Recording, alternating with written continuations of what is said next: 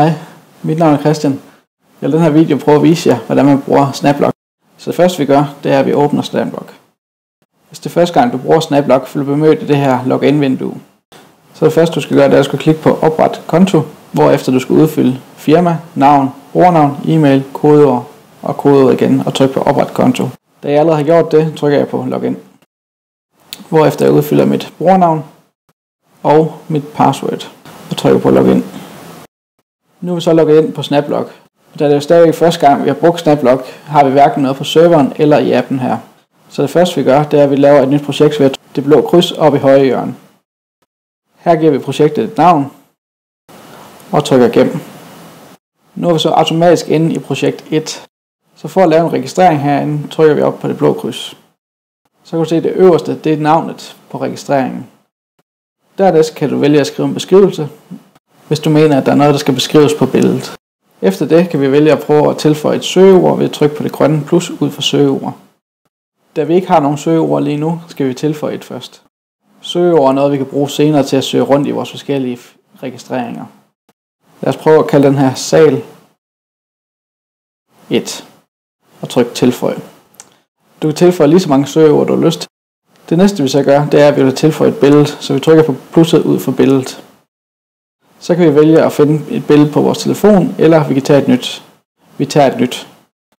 Når du så har taget billedet, trykker du på brug foto, hvorefter du kan se, at fotoet kommer hernede. Hvis du fører fingeren over billederne, vil du kunne se, at du kan scrolle i dem, hvis du har flere end et billede. Du kan tilføje lige så mange billeder, du har lyst til. Vi prøver at trykke på gem, og så lad os lige prøve at lave endnu en registrering. Så vi trykker på plusset, hvorefter vi trykker på billeder, siger tag et nyt billede, trykker på brug foto, trykker gem, og så kan du se, at vi har lavet endnu en registrering. Det næste vi så kan gøre, det er, at vi kan synkronisere alle vores registreringer på serveren, sådan at vi kan gå ind på en hjemmeside og printe en pdf-rapport ud.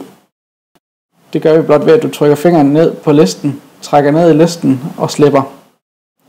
Så kan du se, at den begynder at synkronisere nogle først med projekter, dernæst søgeord, dernæst registreringerne og til sidst billederne. Billederne kan godt tage lidt tid, alt efter hvor hurtig forbindelse du er på. I næste version af SnapLock vil det blive muligt at tegne på billederne.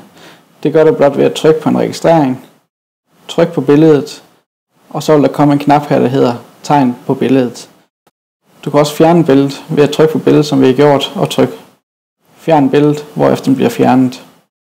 Det samme kan du gøre med søgeord, så hvis du går ind på den, hvor der var søgeord, så trykker vi på søgeordet og fjern cell 1, som er det søge. Lad os prøve at gå over på webdelen og se, hvordan det fungerer.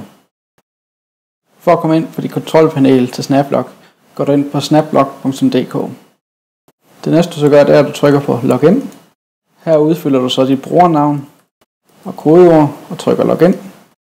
Så vil du kunne se først alle de projekter, som du har.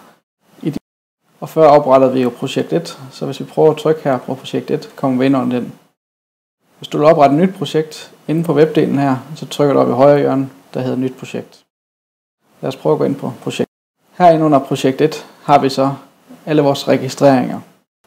Her kan jeg gå ind under en registrering ved at trykke på en registrering. Og lige så snart jeg kommer ind under registrering, så kommer billederne frem her. Jeg kan tilføje et billede mere ved at trykke her, eller jeg kan flytte en fil herover til.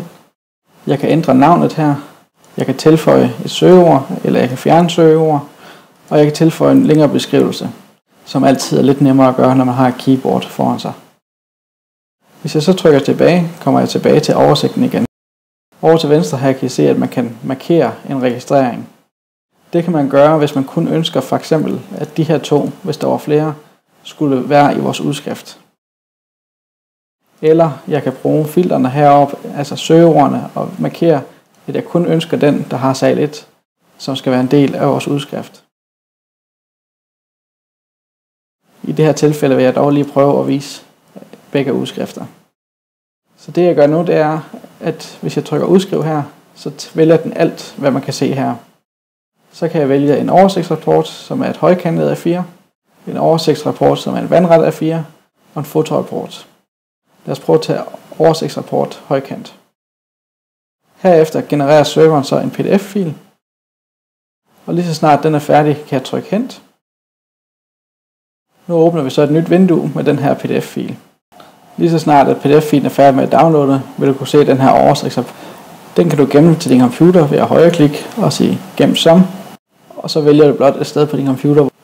Bagefter kan du bare lukke det her vindue, og så kan du gå ind og lave flere. Så det her, det var lige en video omkring, hvordan du laver procesregistrering. Hvis du har spørgsmål, er du meget velkommen til at skrive til os, og vi hører også gerne om ting, du ønsker, at vi forbedrer.